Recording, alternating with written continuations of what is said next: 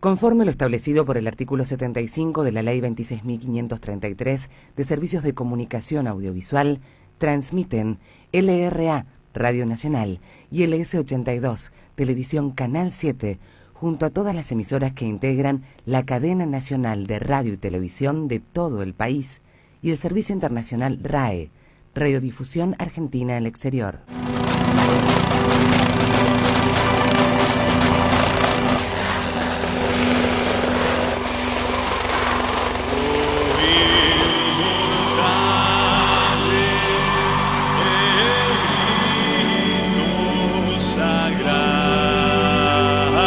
He encontrado unas ruinas muy antiguas.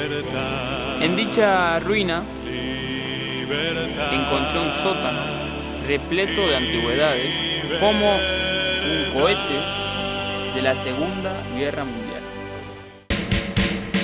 Tenemos que escapar. Hay gente todavía en la casa. ¡Está soldado!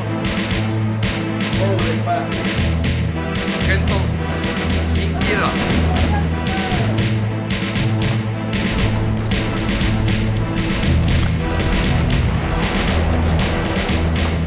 No sé si tienen que ver con mi destino o con el de nuestra causa.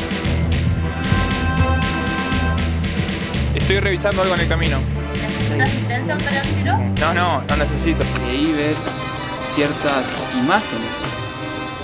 No sé si tienen que ver con mi destino o con el de nuestra causa. Conforme a lo establecido por el artículo 75 de la Ley 26.522 de Servicios de Comunicación Audiovisual, transmitieron hasta aquí LRA, Radio Nacional, y el LS82, Canal 7, la televisión pública, junto a todas las emisoras que integran la cadena nacional de radio y televisión de todo el país, y el servicio internacional RAE, Radiodifusión Argentina al Exterior. A partir de este momento, las emisoras participantes continúan con sus respectivos programas.